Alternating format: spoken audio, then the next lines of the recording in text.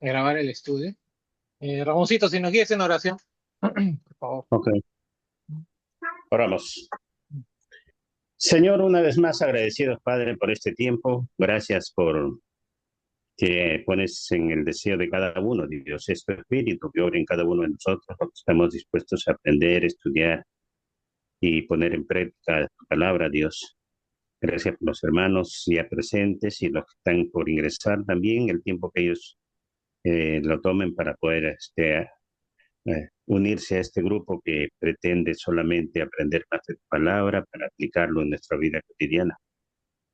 Gracias por Julio, por su tiempo también, Dios, para poder enseñarnos y comentar con él cómo podemos aplicar la palabra en nuestras vidas, en nuestro quehacer diario, Señor, porque sabemos y la certeza es que tenemos salvación y vida eterna, pero el camino es largo, Dios, para unos, para otros menos, dependiendo del tiempo de vida que el Señor lo disponga, pero Mm. tenemos la fuerza y la voluntad de seguir aprendiendo.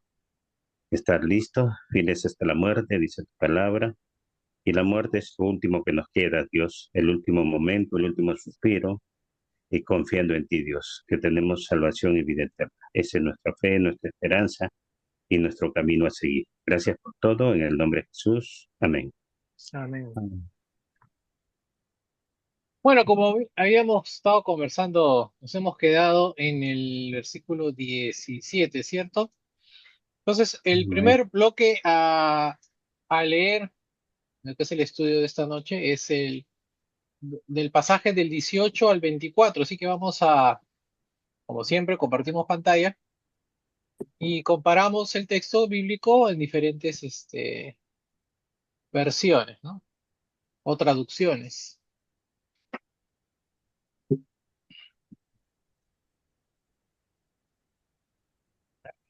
Ahí está.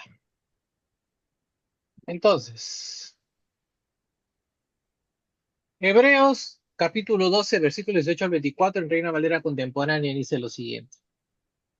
Ustedes no se han acercado a aquel monte que se podía tocar y que ardía en llamas, ni tampoco a la oscuridad, a las tinieblas y a la tempestad, ni al sonido de la trompeta, ni a la voz que hablaba, y que quienes la oyeron rogaban que no les hablara más, porque no podían sobrellevar lo que se les ordenaba. Incluso si una bestia toca el monte, será apedreada o atravesada con una lanza. Lo que se veía era tan terrible que Moisés dijo, estoy temblando de miedo.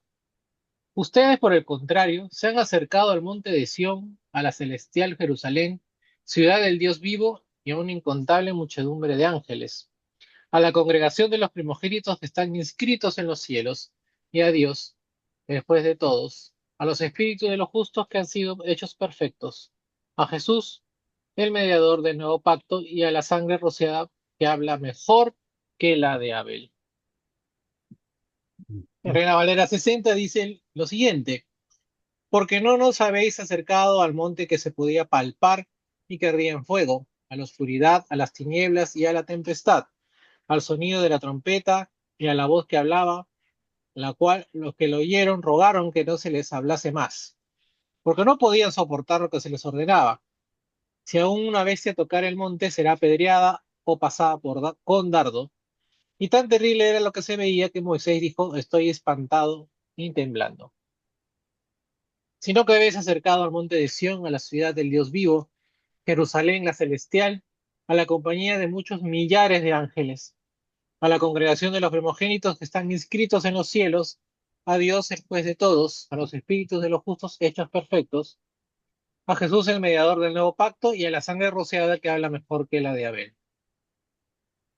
Nueva versión internacional NBI dice, ustedes no se han acercado a una montaña que se pueda tocar o que esté ardiendo en fuego, ni a oscuridad, tinieblas y tormenta, ni a sonido de trompeta, ni a tal clamor de palabras de que quienes lo oyeron suplicaron que no se les hablara más, porque no podían soportar esta orden. Será apedreado todo el que toque la montaña, aunque sea un animal. Tan terrible era este espectáculo que Moisés dijo, estoy temblando de miedo.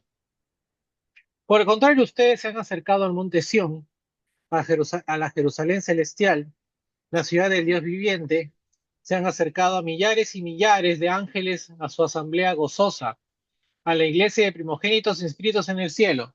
Se han acercado a Dios, el juez de todos, a los espíritus de los justos que han llegado a la perfección, a Jesús, el mediador de un nuevo pacto, y a la sangre rociada, que habla con más fuerza que la de Abel. Como se está dando cuenta, el NBI es un poquito diferente, ¿cierto? Pero en esencia el mensaje es parecido, ¿no? Casi igual. Por último, la Biblia de las Américas dice, porque no os habéis acercado a un monte que se pueda tocar, ni a fuego ardiente, ni a tinieblas, ni a oscuridad, ni a torbellino, ni a sonido de trompeta, ni a ruido de palabras tal, que los que lo oyeron rogaron que no se les hablara más, porque no podían soportar el mandato. Si aún una vez se toca el monte, será apedreada. Tan terrible era el espectáculo que Moisés dijo, estoy aterrado y temblando. Vosotros, en cambio, os habéis acercado al monte Sión y a la ciudad del Dios vivo, la Jerusalén celestial, y a miríadas de ángeles, a las asambleas general e iglesia de los primogénitos que están inscritos en los cielos, y a Dios, después de todos, y a los espíritus de los justos hechos ya perfectos, y a Jesús, el mediador del nuevo pacto, y a la sangre rociada que habla mejor que la sangre de Abel. Calixto, buenas noches. Ya puso. Buenas noches, hermano. Entonces, este bloque, ¿no? Que va del 18 al 24, podemos decir lo que es rumbo al monte Sión, ¿no? A esa Jerusalén, ¿no? Eh, a esos cielos y tierras nuevas, ¿no? Un poco eh, haciendo comparación a lo que ya estamos estudiando en Apocalipsis en los domingos, ¿no? Entonces, los versículos 18 y 19 se nos dice que nos hemos acercado entonces a lo que es real. Ahora, nuestros privilegios, ¿no? En este pacto, en el nuevo pacto, son mucho más, eh, vamos a ver si vale la redundancia, son más superiores que los dados a los que tuvieron en ese tiempo una experiencia física con Dios en el monte Sinaí. Se acercaron a algo tangible, incluso a lo que se podía tocar, pero que estaba prohibido, ¿no? El monte que se acercaron ardía con fuego y tenía tinieblas sobre él, ¿no? Eso lo pueden ustedes leer en Éxodo capítulo 19, versículos 16 al 19. Es más, era tanto el que no se podía uno acercar ni ver a Dios, porque ustedes recuerdan, el que ve a Dios muere, ¿no? Eso era en lo que nosotros sabemos de lo que es estar en la presencia de Dios, ¿no? En el Antiguo Testamento, ¿no? Entonces, los acontecimientos experimentados produjeron, según lo que leemos en el texto, un terrible temor ante el Dios vivo, lo cual tuvo que haber sido exactamente la intención, ¿no? De estos acontecimientos, ¿no? Que la gente tuviera eh, miedo, ¿no? Tuviera temor reverente, ¿no? Ante estar en la presencia de Dios. El fuego, las tinieblas, la tempestad, el sonido de trompeta, ¿no? Cosas que se mencionan en el texto resaltaban lo inaccesible que en ese momento era Dios. Con todas las bendiciones del nuevo pacto, ¿no? En el que estamos ahora, parece increíble que alguien quisiera volver, ¿no? Al antiguo pacto. ¿Y por qué digo esto? Porque ¿cuál ha sido la motivación del autor de esta carta? Es que algunos, de nuevo, ¿no? Recordando lo que hemos visto en las primeras semanas de estudio, era que habían cristianos de descendencia judía que querían volver al judaísmo, ¿no? Entonces, con lo que estamos leyendo, ¿no? Entonces, parecería eh, increíble, ¿no? No tendría mucho sentido volver al antiguo pacto con todas las bendiciones que conlleva el nuevo, ¿no? No, ahora, actualmente nos hemos acercado a un monte espiritual, que a diferencia del Antiguo Testamento, es físicamente intangible, ¿no? Porque es el monte espiritual de Sión que trae, ¿no? Maravillosos beneficios. Ahora, la expresión acercado que se utiliza en el versículo 18 para un hombre que es para el hombre que viene o se acerca a Dios, ¿no?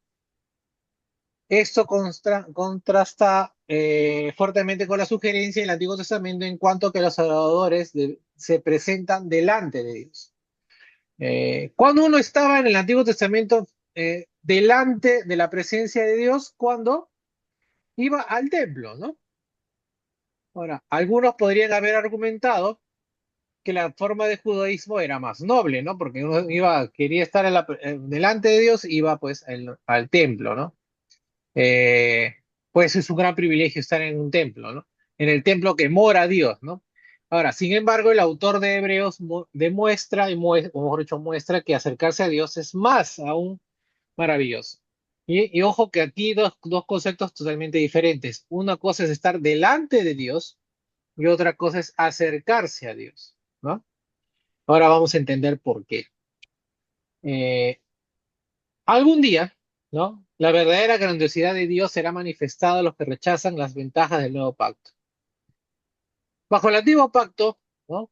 El sonido de la trompeta en sí mismo podría haber lastimado los oídos y atemorizó al pueblo de manera que todos temblaron. Ahora, pensemos un poco. Piensen cuánto impactará a los que no creyeron, ¿no? Trasladando esto a nuestros días, ¿no? A los impíos, ¿no? A los apóstatas, el sonido final de la trompeta de Dios, ¿no? Porque cuando el Señor venga por segunda vez va a sonar una trompeta, ¿no? Y de repente, para nosotros es un sonido que no nos debe causar miedo, ¿no? ¿No? Pero imagínese usted que ese sonido de trompeta, que en el Antiguo Testamento generó pavor, ¿no? Hizo temblar de miedo a las personas, ¿no? De repente también hará temblar de miedo a los impíos, ¿no? Ahora, no estamos experimentando meras manifestaciones físicas de la grandiosidad de Dios, ¿no? Realmente nosotros podemos venir a nuestro Dios y Padre, ¿no? En el versículo 20-21 eh, nos dicen que nos hemos entonces acercado a la presencia espiritual de Dios, ¿no? Y ahí viene la diferencia entre estar delante de Dios y estar cerca de Dios, ¿no? La revelación del antiguo pacto se interesaba más en lo material. Sin embargo, el nuevo pacto se interesa más en cosas más elevadas y más santas, como la Jerusalén celestial, la cual puede ser palpada espiritualmente. Esta Jerusalén celestial, ¿no? Espiritual, ¿no? Simboliza la presencia misma de Dios a la que podemos acercarnos con toda libertad, ¿no? En, en Hebreos, este pasaje, como en otras partes, vamos a comparar esto con lo que dice, por ejemplo, ¿no? Apunten esto de aquí, o sea, vamos a comparar las ideas que dicen en el capítulo 9, versículos 11 y 24, y con lo que dice el capítulo 8, versículo 5, ¿no? Que sigue la tradición griega en cuanto a lo que lo material es inferior a lo inmaterial, ¿no? Entonces, el autor de Hebreos siguió expresando su punto de vista, o sea, que es una misma pluma, una misma mano la que escribe la carta, de que lo inferior, ¿no? De lo inferior a lo superior, a saber que si se mostró respeto por un monte físico y Moisés tuvo temor, ¿cuánto más respeto entonces deberíamos tener por lo celestial? ¿No? ¿Qué es mejor? ¿No? ¿Qué es lo mejor? La instrucción original en cuanto a que ni siquiera, ¿no? El texto también dice esto, ¿no? Una bestia o un animal había de tocar el monte y se encuentra eh, y cita Éxodo 19, versículos 12 y 13. Eh, Esto es una paráfrasis del hebreo original. Acuérdense ustedes que cuál es la fuente que está usando el autor de esa carta. para hacer ¿cómo se dice? El trabajo de exégesis, ¿no? Siempre tengan en cuenta que en mayoría, por no decir casi toda la mayoría de los casos, se usa la Septuaginta, ¿no? Entonces, cuando ustedes comparen el texto en el Antiguo Testamento con las citas o sea, las citas que se hacen en el Nuevo Testamento, van a encontrar ciertas diferencias, ¿no? Que no necesariamente van a cambiar el sentido de lo que se quiso decir el autor, pero es justamente porque el autor del Nuevo Testamento se basa en la Septuaginta, ¿no? Entonces, lo que se dice ahí en Hebreos es una paráfrasis, ¿no? Del hebreo original, ¿no? La frase será apedreada, es una traducción mejor que la observada que se añade sobre ser pasada por dardo. Y es por eso que vamos a encontrar en diferentes traducciones de lo que hemos leído, ¿no? Reina Valera, NBI, las Américas, que algunos usan esta expresión pasado por dardo y otras no lo usan, ¿no? ¿Sí? Pero el sentido es que algo va a pasar, ¿no? O sea, algo malo va a pasar. Ahora, esta última expresión presente en la Reina Valera, por ejemplo, no se encuentra en la mayoría de los manuscritos antiguos, sino que pudo haber sido añadida por causa de la tradición judía, ¿no? Ahora, no hay una mención específica del temor de Moisés en este punto en el Antiguo Testamento. Sin embargo, Deuteronomio 9:19 declara que él tuvo temor a causa del furor y de la ira del Señor. Eh, por otra parte, también en Hechos, Esteban menciona que ante la zarza ardiente, Moisés estuvo blando y no se atrevía a mirar. Eh, de nuevo, Éxodo 19:16, citando el Pentateuco, dice que todo el pueblo tuvo temor, ¿no? Y esta era una verdad comúnmente aceptada y a menudo se encuentra en los escritos judíos, ¿no? En lugar de acercarse a la montaña, los israelitas retrocedieron por temor a las manifestaciones de la cercanía de Dios. Esta demostración de la presencia de Dios debía haber impactado a Israel de modo que la comunión con él estaría o sea, sería difícil o obstaculizada por el pecado, ¿no? Por eso es diferente estar delante, o sea, en el antiguo pacto, para estar cerca de Dios, uno se ponía delante de Dios, en el templo. Ahora nosotros estamos acercándonos, ¿no? A Dios, ¿no? Versículos 22 al 24, eh, la pregunta se hace al final, porque este es un pasaje que vamos a analizar rápidamente, ¿sí? Eh, entonces, el versículo 22 al 24 nos hablan de que nos hemos acercado a la ciudad del Dios vivo.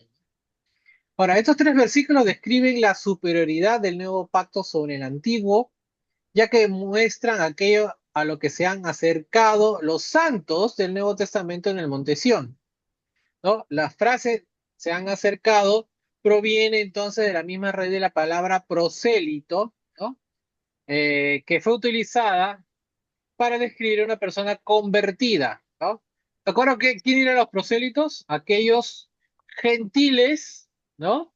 Que se habían convertido al judaísmo, ¿no? Eso era considerado un prosélito, ¿no? ¿No? Esa figura ya no existe más, ¿no? Es muy difícil que una persona no judía convierta al judaísmo, ¿no? Pero son cosas culturales que más o menos, pero antiguamente sí, un gentil que se convertía al judaísmo era considerado un prosélito. Entonces, Y eh, puedo comentar, hermano. sí, sí, dime, Calisto. Este, mire lo que pasa, y quizás no sepan esa historia, no lo sé. En Ujú, tiempo de guerra de las cruzadas, cuando hubo la guerra cruzada con los judíos, había el pueblo sáharo que quedaba en medio de las dos guerras. ujú, Entonces, este pueblo sáharo, cuando venían los cruzados, decían, ¿ustedes qué son? Judíos, para no ser masacrados. Decían católicos, y cuando venían los católicos, o los cristianos, los supuestos cristianos, entre comillas, decían, ¿ustedes qué son? Judíos. Este pueblo sáharo se va a Alemania, y en Alemania, ya con la creencia judía, con todo lo que habían adoptado, se convierten en comerciantes, porque el pueblo hebreo nunca era comerciante, el pueblo hebreo era agrícola. Se vuelven comerciantes y empiezan a dominar a Alemania. Luego, cuando ya pasa el tiempo, pasan los años y no hacen, creo, ni 40 años ni 50 años, que el pueblo de Israel actual, estos sáharos convertidos al judaísmo, son los que piden las tierras santas. Y ahora Israel, la mayor parte, digamos el 90% de los judíos actuales en Israel pertenecen a este pueblo sáharo, por eso que no son hebreos. Y ahí es donde viene la profecía, dicen ser judíos y no lo son, ¿no? Y se podría decir que estas personas también son prosélitos, convertidos al judaísmo, Mm, porque estos se convirtieron, o sea, por conveniencia, ¿no? Porque no me maten, no me maten los árabes o no me maten en tiempo de las cruzadas. Eso pasó realmente con este pueblo sáharo que hoy día ocupa las tierras de Israel. La gran mayoría, no todos. Más bien los palestinos son hebreos que se han convertido a la región de los árabes, ¿no? Eso es la historia que, bueno, yo me estaba buscando y esa es la historia que he buscado información acerca de eso. ¿Por qué la Biblia dicen ser judíos si no lo son? Más o menos, si buscan información de eso, van a encontrar quizás la misma información que les estoy dando. claro, pero ojo que dicen, también cuando dicen son judíos y no lo son es porque, o sea, no dicen practicar la ley de Moisés, pero no la usan a su conveniencia, ¿no? También se usa Ujú. esos términos en las escrituras, ¿no? Pero sí, efectivamente, recordemos que el pueblo de Israel es un pueblo que ha vivido muchísimo, muchísimo tiempo en la diáspora, ¿no?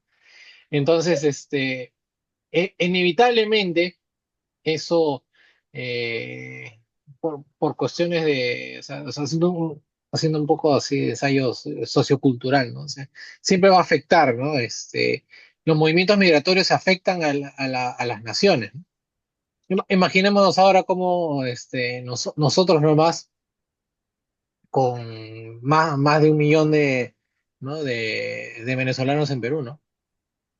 O sea, ya ustedes se dan cuenta cómo afecta, inclusive cuando uno va al supermercado, ¿no? Hay productos que hace unos años no habían en el supermercado, ¿no? Eh, Hay formas de comer, ¿no? De salir, de ver la sociedad que no era diferente. O sea, al final las migraciones siempre afectan, ¿no? A la sociedad, ¿no? Para bien o para mal, no estoy diciendo que sea bueno o malo, pero lo que afecta, pero de que afecta, afecta, ¿no? Y se asimilan, se combinan las naciones y demás, ¿no? Bueno, nosotros también somos un país donde tenemos de todo un poco, ¿no? Así que sabemos muy bien lo que estamos hablando, ¿no? Ahora, para avanzar, entonces, eh, les estaba diciendo que el prosélito es una persona que se había convertido al judaísmo, ¿no? Entonces, en el versículo 22 se refiere al momento de la conversión, ¿no? Eh, Esta forma verbal del griego de prosélitos prosechomai es plural y se encuentra en el tiempo perfecto, en el sentido de que algunos han comenzado a cambiar y continúan haciéndolo, ¿no? Está aclarando entonces que los santos han llegado ahora a un lugar permanente donde deben seguir, ¿no? Entonces, las condiciones temporales del antiguo pacto han terminado y las condiciones eternas del nuevo pacto ahora prevalecen. Ya no habrá más cambios. Ahora, los cristianos que han vivido bajo la ley, ¿no? O sea, estos judíos que se han convertido al cristianismo, habían dejado ese sistema y habían de continuar con Cristo. Al venir Cristo, se ha convertido a todo lo que, o sea, por dicho, la persona que llega a Cristo se ha convertido a todo lo que el nuevo pacto implicaba. ¿Y qué implicaba este nuevo pacto? Vamos a enumerar esto. Uno, eh, se había acercado al monte Sión, ¿no? A diferencia del monte Sinaí, ¿no? Sión era sencillamente una colina que en la antigua Jerusalén fue construida. Sin embargo, llegó a representar a toda la ciudad santa, ¿no? Como sede de la autoridad real y la sacerdotal, fue llamada Sión y Santo Monte. fue la ubicación del santuario terrenal, ¿no? Hasta el día de hoy. O sea, el terreno donde estuvo el templo es un terreno elevado, ¿no? Ustedes ven el mapa de Jerusalén, se van a ver, es un terreno elevado, ¿no? En el Nuevo Testamento, Sión representa la ciudad celestial de Dios. Eh, ¿Y dónde encontramos esto? En qué libro, en qué texto? Apocalipsis 3:12 y Apocalipsis 21:2. ¿No? Ese es Sión, ¿no? La ciudad celestial de Dios. Y representa la morada misma de Dios en la Jerusalén de arriba. ¿Dónde dice la Jerusalén de arriba? En Gálatas 4:26. Pablo dice la Jerusalén de arriba a la ciudad de Dios, ¿no? Donde es la morada de Dios, ¿no? Entonces nosotros nos hemos acercado a ese monte, al monte de Sión, a la Jerusalén, ¿no? De arriba, a la ciudad de Dios, ¿no? Eh, Punto número 2. Hebreos no está diciendo que el cielo sea una ciudad en la tierra, ¿no?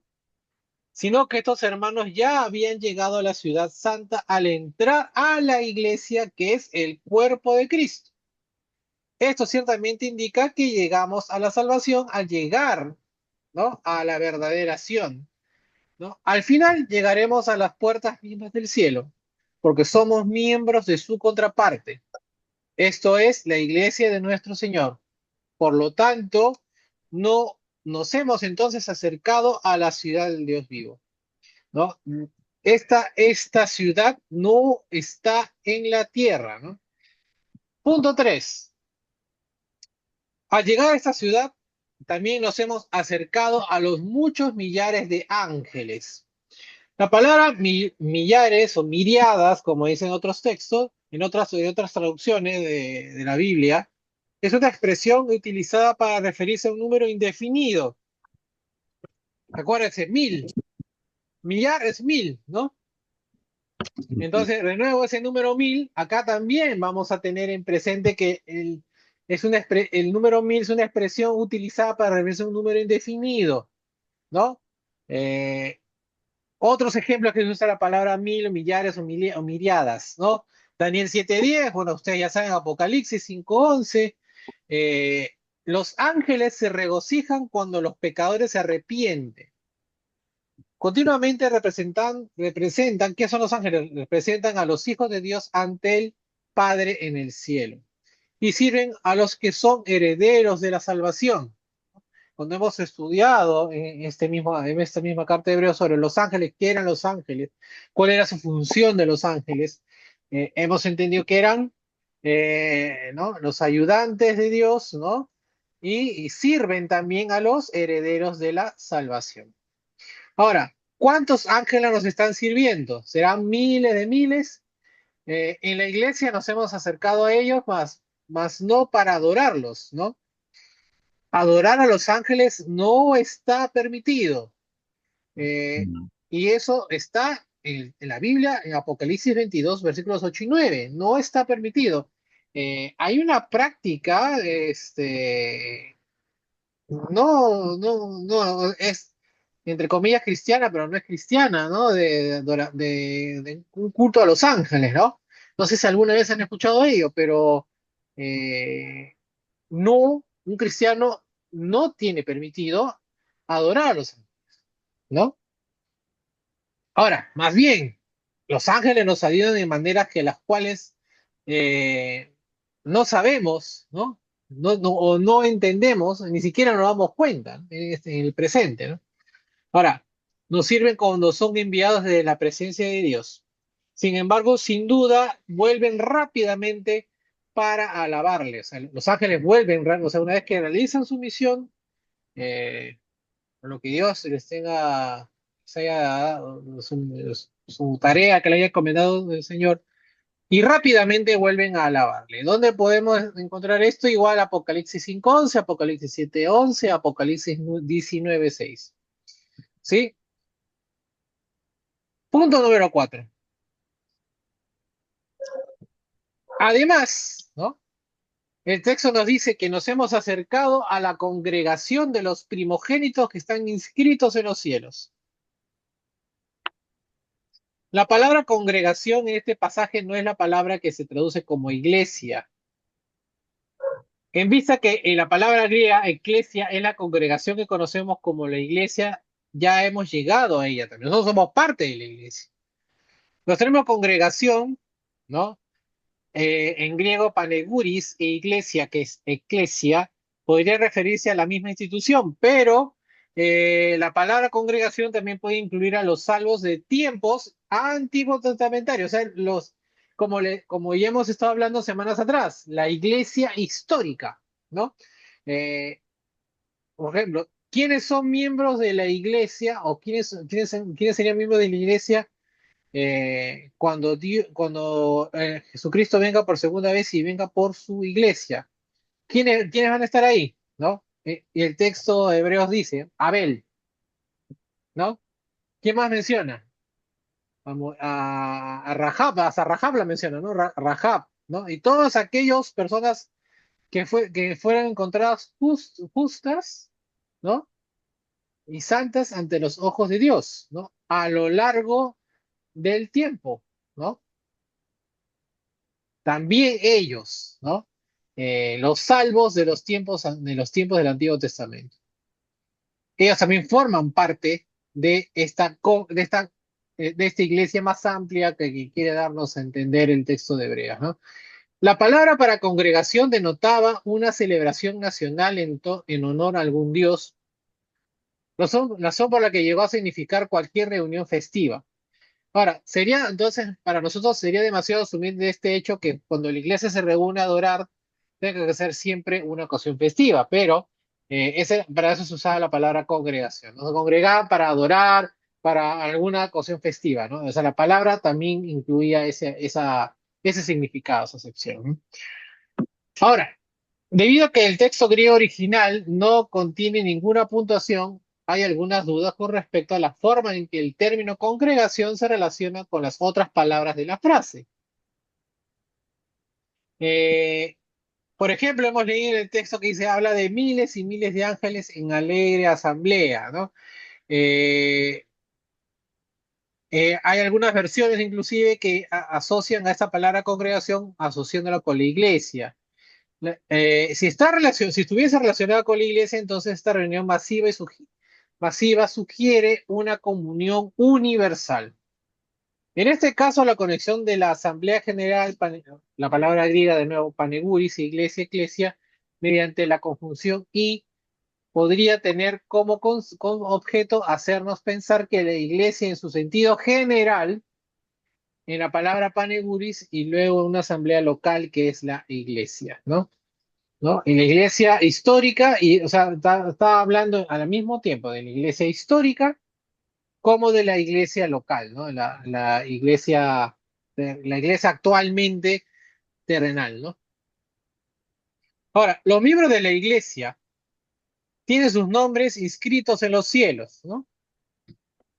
Además, los cristianos conforman los primogénitos, ¿no? Y la iglesia está compuesta por aquellos que han nacido de nuevo, ¿no? Los que están en Cristo. Las escrituras asocian el rollo del libro celestial con los humanos, no con los ángeles, ¿no? ¿No? Lucas 10:20 insinúa que tener nuestros nombres escritos en los cielos debe ser motivo de un gran gozo que sobrepasa el poder de hacer milagros, ¿no? Punto 5. Como cristianos que somos, nos hemos acercado a Dios el juez de todos, ¿no? En la iglesia nos hemos acercado al Padre y ahora podemos acercarnos con una confianza segura. Jesús dijo que Él es el camino al Padre, ¿no? Eso es dentro de lo yo soy de Juan, ¿no? Él es el camino. En vista de que nos hemos acercado a Dios, ¿no? Tenemos que ser diligentes para llevar vidas santas a fin de estar cerca de Él por medio de permanecer en su iglesia. Seremos juzgados por Dios por medio de Jesucristo. Jesús no compró la iglesia con su sangre solamente para que los hombres la desdeñaran e ignoraran, ¿no? Punto 6. Nos hemos acercado a los espíritus de los justos hechos perfectos. Estos son los creyentes de los días previos al cristianismo, y volvemos, ¿no? De nuevo a la idea, a los que creyeron, a los que vivieron eh, conforme a lo que Dios quería en su vida en el Antiguo Testamento, o sea, antes de los días previos al cristianismo, quienes ahora han sido perfeccionados mediante la sangre de Cristo y podrían incluir a los santos de la era neotestamentaria, sean vivos o muertos. Los muertos son a menudo llamados espíritus en la literatura apocalíptica. Los escritores judíos hablaron del lugar de espera de los espíritus de los muertos, puesto que este era, era el sentido general. Debemos asumir que ese es el significado aquí, puesto que puede que, por ejemplo, ¿no? En Apocalipsis 7, versículos 14 y 17, está hablando de la recompensa presente dada a los espíritus. ¿Podemos leer ese texto? Sería bueno leerlo. Apocalipsis capítulo 7, versículos 14 al 17. A ver, ¿quién lo puede leer? Apocalipsis capítulo 7, versículos 14 al 17. Lo leo. Ujú. Yo le respondí, Señor, tú lo sabes. Entonces él me dijo, estos han salido de la gran tribulación, son los que se han lavado y emblanquecido sus ropas en la sangre del Cordero. Por eso están delante del trono de Dios y le rinden culto a su templo de día y de noche. Y el que está sentado en el trono los protege con su presencia. No volverán a tener hambre ni sed, ni les hará daño el sol, ni el calor lo molestará, porque el Cordero que está en medio del trono los pastoreará y los llevará a fuentes de agua de vida, y Dios mismo secará de sus ojos toda lágrima. Ujú. Entonces, estas personas, estos que se mencionan en el texto que acaba de leer Ramón, son espíritus, ¿no? O sea, ya personas que eh, ya blanquearon sus ropas, ¿no? O sea, ya han sido perfeccionados, ¿no? Entonces, nosotros también debemos buscar, o sea, estamos en un proceso de santificación y debemos buscar ser perfectos. Y somos perfeccionados, de cierta forma, por medio de Cristo, ¿no? A medida que nosotros le sigamos, ¿no? Entonces, punto 7, finalmente, ¿no? El último punto de esta sección de texto, nos hemos acercado al mediador del nuevo pacto y a la sangre rociada que habla mejor que la de Abel, dice, ¿no? Venimos a Cristo a medida que nos acercamos a Dios bajo el nuevo pacto en la iglesia. Cristo, nuestro mediador, trajo el nuevo pacto que proviene de Dios, ¿no? La sangre fue rociada en la dedicación del antiguo pacto, ¿no? Siempre, siempre se menciona que la paga del pecado es la muerte, pero como nosotros no morimos, en el antiguo pacto uno no moría, ¿no? Usaba sangre de animal en sacrificio expiatorio, ¿no? Y la sangre de Cristo fue rociada entonces para limpiar de pecado nuestras conciencias. Y la sangre de Cristo entonces habla mejor que la de Abel porque el mensaje misericordioso de la misma ofrece mucho más. La sangre de Abel, ¿no? Solamente clama por justicia. De hecho, la sangre de Cristo habla con más misericordia o mejor, ¿no? que esta sangre, ¿no? Este nuevo y mejor pacto fue prometido en las profecías de Jeremías. ¿Dónde? Dice eso en Jeremías, capítulo 31, versículos 31 a 34. Y es uno de los temas en esta carta. Ningún nuevo pacto podría entrar en vigor sin la sangre de Jesús derramada en la cruz por nuestra redención. Acuérdense ustedes, eh, ¿no? Cuando hablamos del testamento, ¿no? Para que un testamento se haga efectivo, tiene que morir el el que da el testamento, ¿no? Si no, no se hace efectivo. Entonces, igual aquí, ¿no? Ningún pacto se hace en rigor sin que Jesús, o sea, para que el nuevo pacto, estas nueve bendiciones, se hagan vigentes en los cristianos, eh, eh, Cristo tendría que haber derramado su sangre y cosas que fue así, ¿no? Eh, Hasta aquí el análisis del texto que hemos leído. ¿Alguna cosa adicional que quieran comentar, de repente preguntar, añadir? Hermano, Sí, usted dijo que o sea, en Cristo nos volvemos primogénitos. Eso quiere decir que nosotros estamos en condición del problema que tuvo Esaú con Jacob, por decir, ¿no? En este ujú. caso los hebreos o los judíos fueron, fueron primeros que nosotros, que deberían llamarse los primogénitos.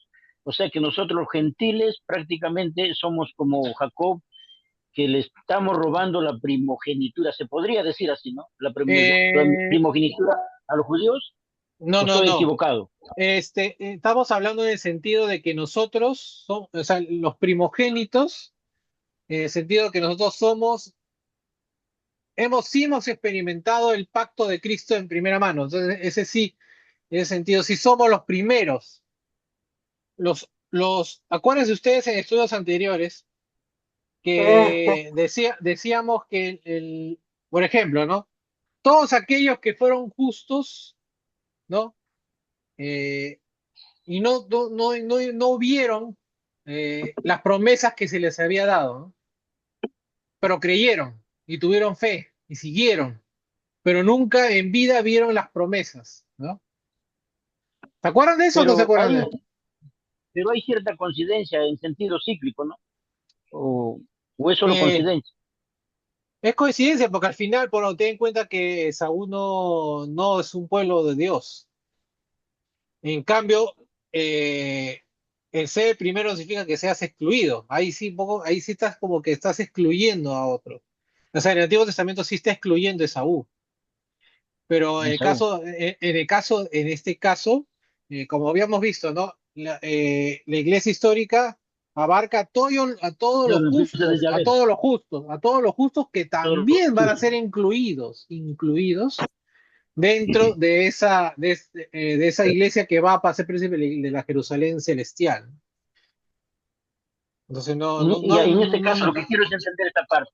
O sea, cuando dice tanto de justos como de injustos, en este caso los justos serían del pueblo de Dios y nosotros entramos como injustos, o estoy equivocado también ahí. no. Somos justos igual, No, pero nosotros nosotros, Somos justos sí igual. vimos las promesas.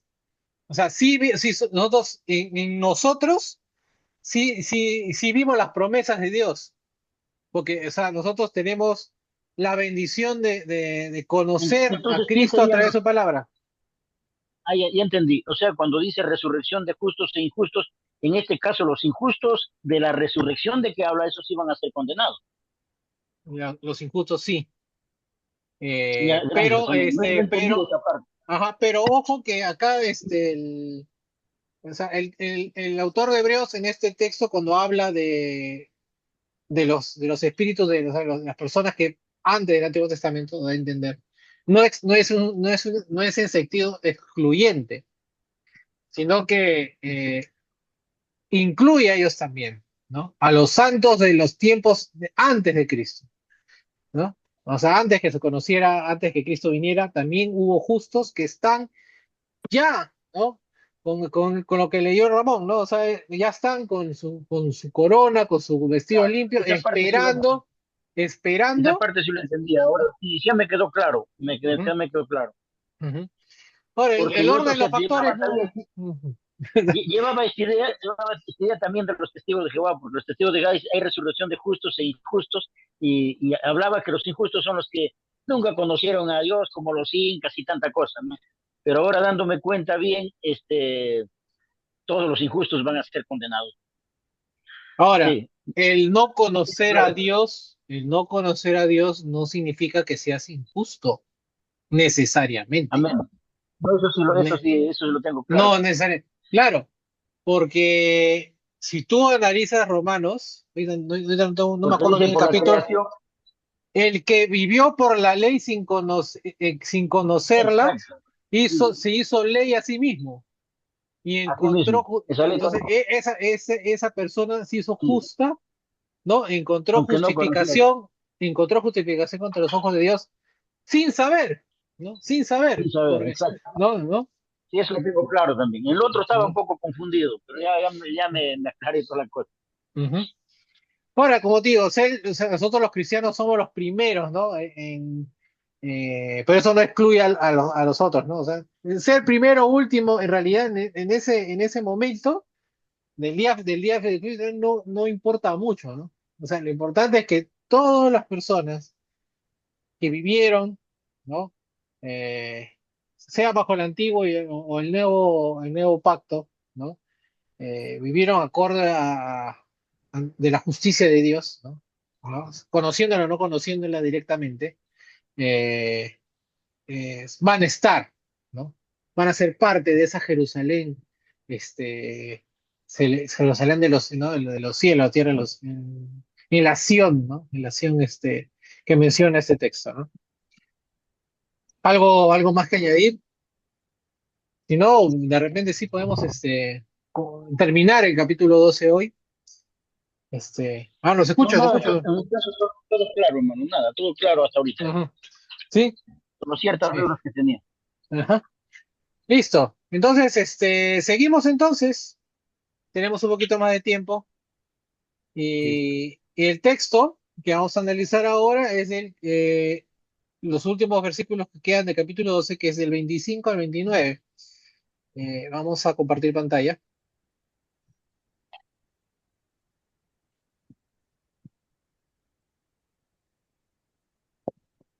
Listo. A ver, estoy en el. Ahí está. El 25 al 29, Reina Valera Contemporánea, capítulo 12 de Hebreos, dice lo siguiente. Tengan cuidado de no desechar al que habla. Si no escaparon de los que desecharon a los que nos amonestaban en la tierra, mucho menos escaparemos nosotros si desechamos al que amonesta desde los cielos. En aquella ocasión la voz de Dios sacudió la tierra, pero ahora ha prometido, una vez más sacudiré no solo la tierra, sino también el cielo. Y esta frase, una vez más, significa que las cosas movibles, es decir, las cosas hechas, serán removidas para que permanezcan las inconmovibles. Así que nosotros que hemos recibido un reino inconmovible, debemos ser agradecidos y con esa misma gratitud servir a Dios y agradarle con temor y reverencia. Porque nuestro Dios es un fuego que todo lo consume, ¿no? Reina Valera 60 dice, mirad que no desechéis al que habla, porque si no escaparon aquellos que desecharon a los que amonestaban en la tierra, muchos menos nosotros si desecharemos al que amonesta desde los cielos. La voz del cual conmovió entonces la tierra, pero ahora ha prometido, diciendo, aún una vez y como veré no solo la tierra, sino también el cielo. Y esta frase, aún una vez, indica la remoción de las cosas movibles como cosas hechas para que queden las inconmovibles. Así que, recibiendo nosotros un reino inconmovible, tengamos gratitud y mediante ella sirvamos a Dios agradándole con temor y reverencia, porque nuestro Dios es un fuego consumidor. NBI, nueva versión internacional, dice, tengan cuidado de no rechazar al que habla, pues si no escaparon aquellos que rechazaron a los que amonestaban en la tierra, muchos menos escaparemos nosotros si le devolvemos la espalda al que nos amonesta desde el cielo. En aquella ocasión su voz conmovió la tierra, pero ahora ha prometido.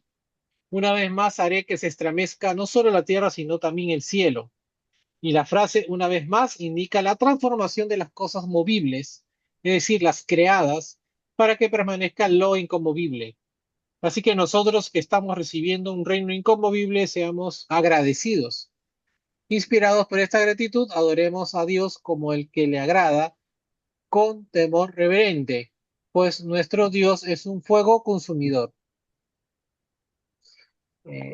Biblia de las Américas dice lo siguiente, mirad que no rechacéis al que habla, porque si aquellos no escaparon cuando rechazaron el que se le amonestó sobre la tierra, mucho menos escaparemos nosotros si nos apartamos de aquel que nos amonesta desde el cielo. Su voz hizo temblar entonces la tierra, pero ahora Él ha prometido, diciendo, aún una vez más yo haré temblar no solo la tierra, sino también el cielo. Y esa expresión, aún una vez más, indica la remoción de las cosas movibles como las cosas creadas a fin de que permanezcan las cosas que son inconmovibles. Por lo cual, puesto que recibimos un reino que es inconmovible, demostremos gratitud mediante la cual ofrezcamos a Dios un servicio aceptable con temor y reverencia. Porque nuestro Dios es fuego consumido. Ujú. Entonces, estos versículos del 25 al 29 son una advertencia, ¿no? En líneas generales, ¿no? De Ya. escuchar la voz de Dios, ¿no? Entonces, en el versículo 25 tenemos un vocero celestial, ¿no? Está de moda la palabra vocero, ¿no? Un vocero celestial. El versículo 25 es similar al argumento que se refiere a comparar lo menor con lo mayor. De nuevo, esta idea que gira siempre a lo que ha ido girando a lo largo del libro de Hebreos, ¿no? Lo menor a lo mayor, lo mejor ¿no? Lo perfecto a lo imperfecto, ¿no? Con respecto, ¿no? Al apóstata del capítulo 10, del versículo 26 a 29. Ahora, Cristo, en lugar de Moisés, que es el que ahora nos habla, y las advertencias de nuestro Señor son mucho más importantes, ¿no? El centro de la quinta y última advertencia en hebreo lo constituye, entonces, este pasaje, ¿no? Capítulo 12, 25, 29. Puede que sea el mismo que leemos en el capítulo 3, versículo 7 a 11, ¿no? Que es citado también en Salmos 95, 7, 11, de la Septuaginta, ¿no? Pues aclaro, Septuaginta porque no es lo mismo que vamos a encontrar de repente si nosotros agarramos Salmo 97, versículo 7 al 11, no es lo mismo, no es el mismo sentido, pero es el mismo mensaje, ¿sí? Jesús cumplió la profecía de Moisés en cuanto a que surgiría un nuevo profeta como el mismo Moisés, ¿no? Pero si toda esta profecía la identificó como el que había sido cumplida en Cristo, todo el que no le escuchare sería cortado del pueblo de Dios y completamente destruido, ¿no? Esto habla Pedro. ¿Dónde dice Pedro esto? En Hechos 3, Hechos capítulo 3, versículos 22 y 23. Dios había expresado su aprobación de Cristo desde el cielo diciendo, a él oíd, ¿no? En Mateo 17:5 y Marcos 9:7 y Lucas 9:35. Ahora, la negativa de escuchar al Hijo de Dios, el nuevo profeta, haría que fuéramos cortados, ¿no? El relato de la peregrinación por el desierto muestra que el pueblo sufrió mucho cuando desobedecieron los mandatos de Dios, ¿no? Reconocieron ellos que las advertencias de Dios eran serias.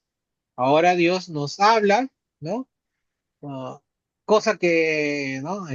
Que dice, con esto comienza el libro de Hebreos, ¿no? Dios nos habla a través de su Hijo, ¿no? Antes, ¿cómo nos hablaba Dios? A través de profetas, ¿no? Y ahora nos habla a través de su Hijo. Ahora, por Ujú. supuesto, su mensaje nos llega por medio de los apóstoles y de las escrituras inspiradas, y por medio de estas también hemos sido nosotros advertidos. El término amonestaba es una palabra diferente a habla, ¿no? Eh, que es la misma palabra que se usa en 8.5 y en 11.7, que se traduce como enseñaron, ¿no? En Hechos 11:26 y puede implicar una advertencia divina, ¿no? Dios estaba hablando por medio de esta misma carta como parte de su palabra inspirada con relación al sacrificio de su Hijo. Las advertencias a arrepentirse son muy, muy abundantes, muchas en las escrituras, ¿no? Y por estas advertencias, Dios al día de hoy también nos habla, ¿no? Versículos 26 y 27 nos hablan de el Todopoderoso. La voz de Dios en el Sinaí fue tan enérgica que su voz mismo produjo terremotos, ¿no? En Éxodo, cuando nosotros leemos Éxodo, sobre todo el capítulo 19, ¿no? Decimos, todas las catástrofes que ocurren cuando Dios habla, ¿no? Truenos, terremotos, ¿no? ¿no? El salmista entonces habla de cuando tiembla la tierra, ¿no? En Salmo 68:8 y 114:7. Ageo también habla de esto en capítulo 2, versículos 6 y 7. Dice que como señal de la era mesiánica, Dios haría temblar la tierra y los cielos, ¿no? ¿No? Jesús mismo usa ese concepto en Mateo, en Marcos, en Lucas, ¿no? Eh, en, en Isaías 13:13 se utilizan casi las mismas palabras, pues dice, lo que leemos en Isaías 13:13 es que porque haré estremecer los cielos y la tierra se moverá de su lugar en la indignación del Señor de los ejércitos y en el día del ardor de su ira, ¿no? El versículo 27 constituye una breve interpretación de la cita que acabamos de leer de Ageo 2:6 del versículo anterior. Ahora, algunos suponen que la nueva conmoción apunta a la disolución del orden mundial en la segunda venida de Cristo. Cuando venga la segunda de Cristo, todo, ¿no? Eso ya lo tenemos nosotros claro. Cristo venga por segunda vez, todo será, cielos y tierra, serán eliminados, ¿no? Removidos, conmovidos, ¿no? Sin embargo, hace que la profecía de Ageo se refiere a la segunda venida parezca robarle a este pasaje su verdadero énfasis, es saber, la predicción de que el pacto de Moisés ha de ser eliminado con la primera venida de Cristo, ¿no? ¿No? También cuando comparamos los pactos, ¿no? Mejor, ¿no? El pacto de Jesús, el de la gracia es mejor que el pacto de Moisés, ¿no? El deseado de todas las naciones en Ageo 2:7 tiene que ser una referencia al Mesías y a su venida, lo cual obtendría para el templo la gloria más grande. El antiguo pacto podría ser removido, conmovido, ¿no? Eliminado, ¿no? Como también puede ser lo mismo pasar con nuestro mundo físico, ¿no? En cambio, ¿no? El nuevo pacto no va a ser removido, ¿no? Y no puede ser, por tanto, ni eliminado ni reemplazado. Cristo vino a establecer cosas eternas y espirituales, ¿no? La entrada a su nuevo mundo se produce con un nacimiento espiritual. Para alcanzar el propósito eterno que Dios tiene para nosotros, tenemos que seguir creciendo espiritualmente. No podemos descuidar nuestra salvación. Las cosas creadas fueron hechas con el propósito mismo de que algún día den lugar a las que son duraderas.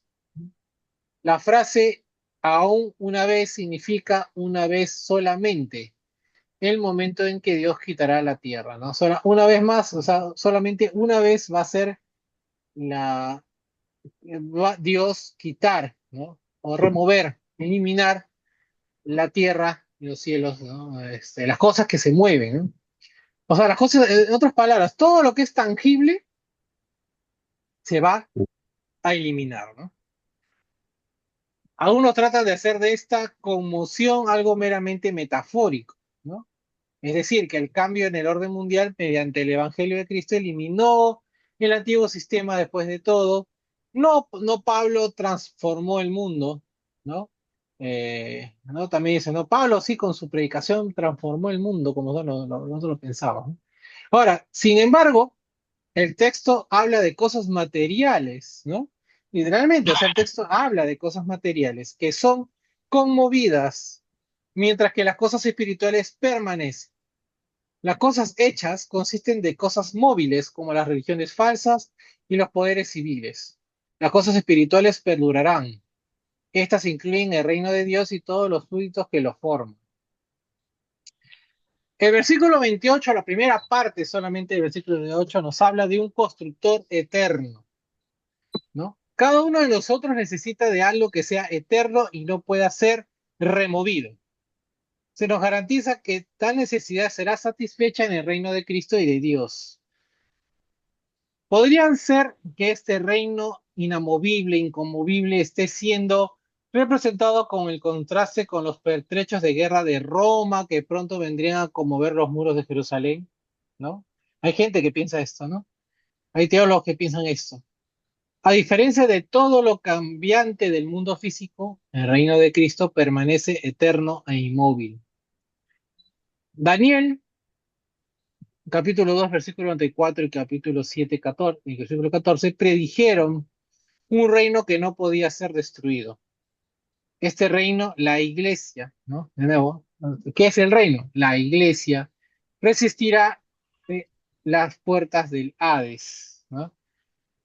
Las puertas de la muerte. Todos los muros y las puertas de las ciudades serán derrumbados, mas no el reino de nuestro Dios y Salvador Jesucristo.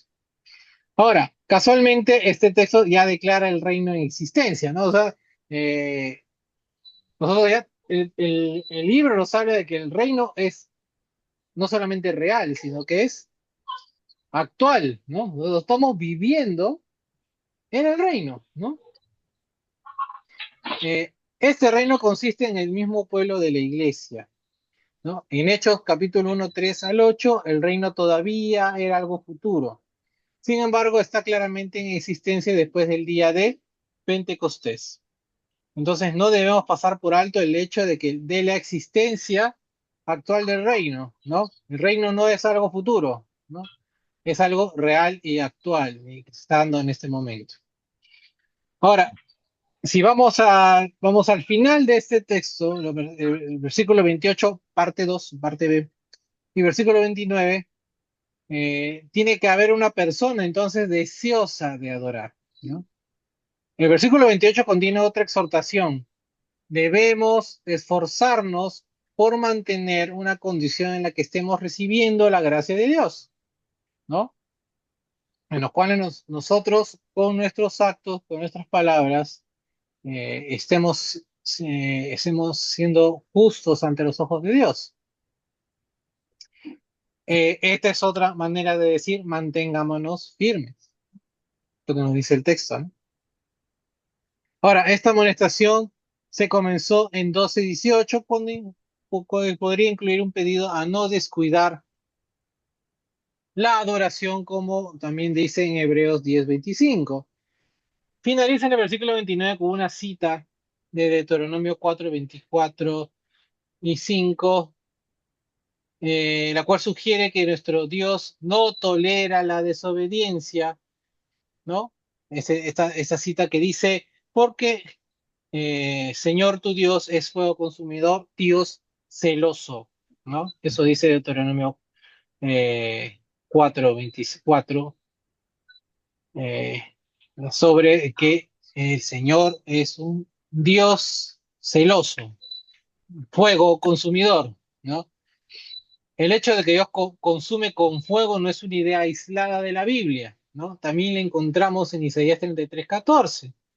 Muchos pasajes en sí hablan del fuego y es difícil hacer que todos ellos sean figurados, ¿no? No todo puede ser sentido figurado o metafórico, ¿no? Ahora, no hay evidencia de que el fuego entonces de este pasaje o del fuego que se menciona también en Hebreos 10:26 al 29 sea metafórico, ¿no? Eso es un fuego, tenemos que interpretar como un fuego literal, ¿no?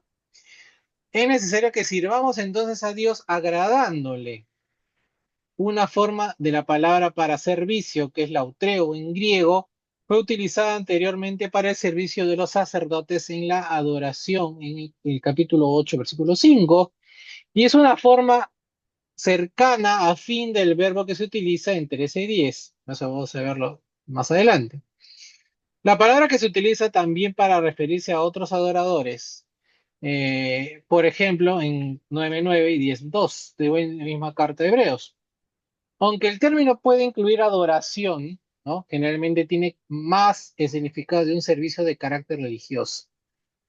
En este pasaje podríamos referirse a actos de consideración para con los demás. Los mismos equivalen a servicios religiosos, sin embargo, no califican como adoración. El versículo 28 nos habla de temor y reverencia para con la santidad de Dios, que son compatibles con la confianza y el amor agradecidos que se expresan como respuesta a su misericordia. El respeto por la majestad y santidad de Dios es parte entonces de la referencia que se le tiene. Esta reverencia bien puede incluir el temor a lo que Dios pueda hacernos, ¿no? De hecho, el temor al castigo por fuego debe producir en el pecador un respeto estremecedor hacia el Todopoderoso. Ahora ustedes van de repente a decir, ¿no? El argumento de muchas iglesias, muchos ateos en contra de la iglesia, es que nosotros somos creyentes por miedo, ¿no?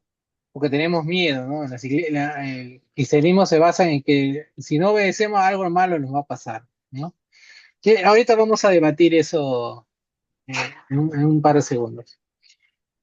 El hecho de que seamos serios en cuanto a obedecer todo mandamiento de Dios no nos hace legalistas, ¿no? Nuestra tarea es responder en amor a todos los mandamientos de Dios, no tratar de diferenciar entre lo requerido y así lo llamado secundario. Sigamos ofreciéndole entonces una adoración agradable a nuestro Dios y evitemos así el horrible fin de los desobedientes. Bueno, hasta aquí el estudio. ¿Alguna inquietud, alguna cosa que quieran agregar? Eh, Nosotros actuamos por miedo. sí, O sea, sí, te escucho, Vladimir. Hermano, en este caso, ¿la palabra temor va más con respeto o más con tema de miedo? Sí, va con respeto. O sea, qué somos el ser humano? ¿Qué es el ser humano en comparación a Dios? ¿No? Eh, Hay un Eh, salmo que dice que es el hombre para que te fijes en él, ¿no? Hay un salmo que dice así, ¿no? Sí, me Calixto. Hermano Julio, esa teoría es de los testigos de Jehová, por eso niegan al infierno, donde dicen que lo servimos a Dios por temor, el resto y nos llaman, llamados los sectas, porque ellos dicen que el infierno no existe, que Dios es imposible que pueda destruir o tener eternamente a sus hijos, y todo pecado se paga con la muerte, ahí termina todo para el testigo de Jehová. Ujú, Y eso es algo inaudito, ¿no? Porque nosotros no lo hacemos por temor al infierno, sino por temor a desagradar, que ese es el punto del cristiano. El testigo de Jehová dice que nosotros lo servimos por temor al infierno y que ellos no les sirven por el temor al infierno porque ellos están seguros de que no existe un lugar de fuego. Y tienen sus argumentos más aparte, ¿no? Cuando hablan del lago de Jena, de Jerusalén y todo eso. Tienen argumentos que, por eso que atraen mucha gente también a esta secta. mm, Y en cuanto, por ejemplo, ellos tienen también que la vida eterna en un paraíso, aquí en la tierra, algo también inaudito, que sería imposible, porque para vivir eternamente en la tierra, después de 5.000 años, nuestra cabeza tendría que crecer al tamaño de una casa, ¿no? Y eso es científicamente comprobado. Y son cosas de que esas enseñanzas mayormente se están dando en los testigos de Jehová. Tan solo lo hago porque estuve ahí y tengan algo de conocimiento acerca de lo ujú. que piensan los testigos. Bueno, esto voy a hacer mi opinión personal, de repente puede estar de desacuerdo o no. Yo entiendo más la relación Dios con el hombre, no sé, o estoy entendiendo mejor, ¿no? Un poco mejor, la relación de Dios con el hombre a partir de que soy padre. Dios nos dio todo, ¿no? Y como bien dijo Calixto, o sea, no es el temor a que nos pase algo, sino temor a perderlo, ¿no? O sea, si yo como hijo, o sea, yo no me gustaría desagradar, nunca me hubiera pensado desagradar, bueno, mi padre ya falleció, pero yo nunca hubiera pensado, voy a hacerle algo tan malo a mi padre para yo ni siquiera que me quiera ver, ¿no? Porque yo no podría vivir así, ¿no? No podría vivir este, eh, feliz, ¿no? No podría vivir tranquilo sabiendo que mi padre, que a pesar de todo me quiere, ¿no? Pero no me quiere ver, no me quiere a su lado, ¿no? Entonces, para mí eso hubiera sido algo muy terrible, ¿no? Entonces, igual, ¿no? Ahora que soy papá, o sea, o sea, todo le doy así. así a veces me haga problema berrinche, pero todo le doy, ¿no? Y daría mi vida por él, pero este, eh, Dios en su justicia también, porque es un Dios justo, eh, mm, tiene tiene que haber esa correspondencia, ¿no? ¿No? Y nosotros tenemos que vivir agradando a nuestro Padre, ¿no? No porque tengamos miedo, que me va a dar un castigo, sino que en nuestra vida, ¿no? No podremos considerarla como tal vida sin tener a Dios de lado, ¿no? No sé qué piensan ustedes, de repente están de acuerdo o desacuerdo con lo que piensan, ¿no? Pero es así, yo, le entiendo un poquito mejor, ¿no? Yo no podría desagradar, nunca se me hubiera podido desagradar bueno, a mis padres en general, ¿no? Pero eh, sí, mi padre en especial, ¿no? En ese caso, ¿no? No porque, bueno, los padres castigaban, ¿no? Pero yo a pesar de eso nunca me hubiera pensado, no quiero pasarme la vida, sabiendo que mi padre no me quiere, no es que no me quiera, sino no me aprueba, no me quiere tener a su lado, ¿no? Entonces, es así, ¿no? Yo lo entiendo así, ¿no? Es igual, o sea, no es que yo no obedezco o trato de obedecer y seguir a Dios porque hay un infierno que si no obedezco voy a ir al infierno, sino que mi vida sin Dios no es vida, ¿no? Entonces, eh, eso es lo que nos debe mover más que un temor que son reales, ¿no? Un infierno en sí. Bueno, ¿están pensando o ya se desconectaron? No, es interesante. A veces el significado que se puede encontrar de temor, pues, es el que comentas de un padre a un hijo, ¿no?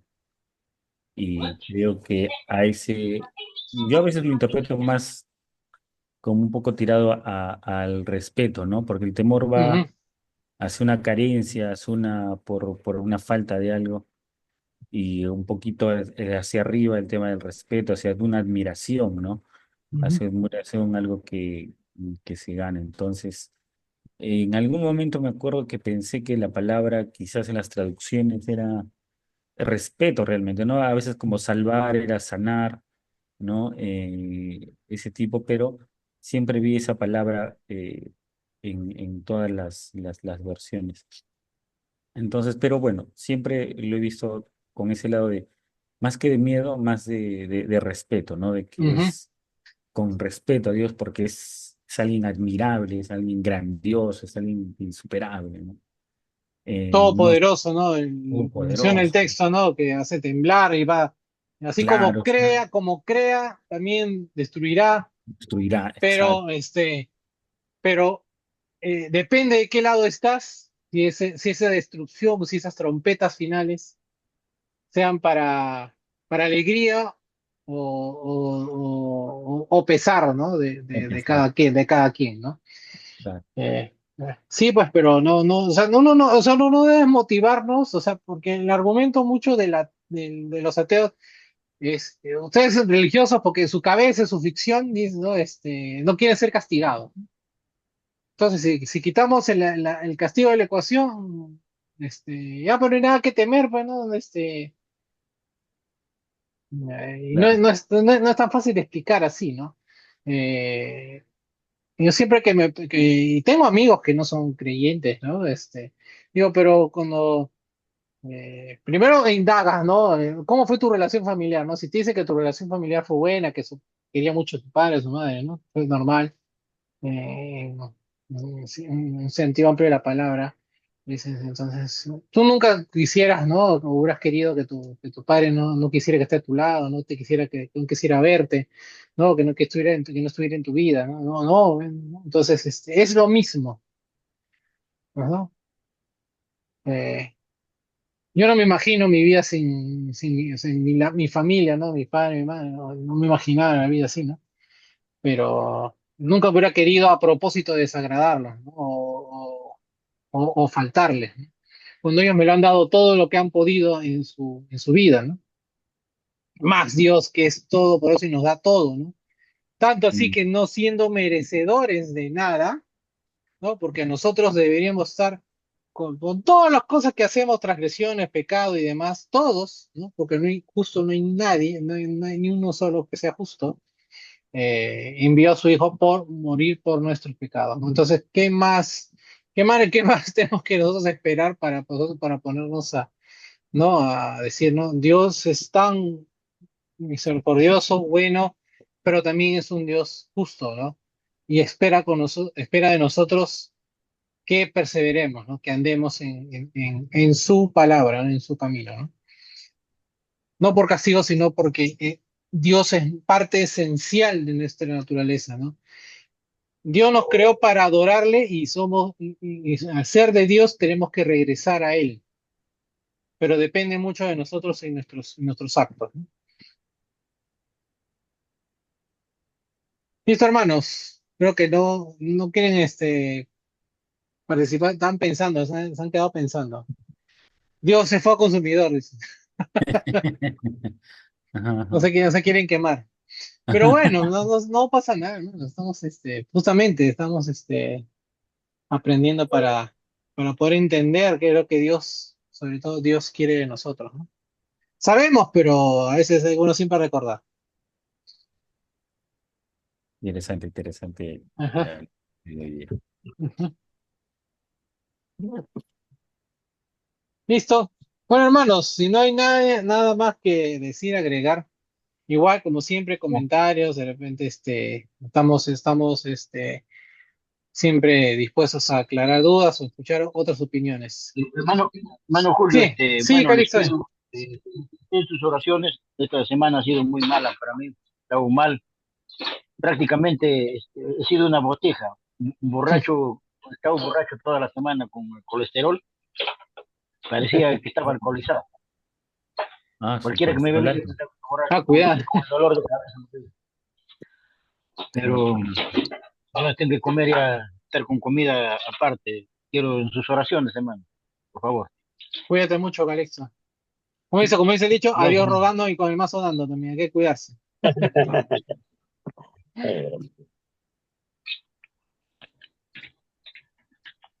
Listo, hermanos, Y a ver entonces si que tengo. Sí, Ramón, estás dime. comiendo para hacer daño. Soy.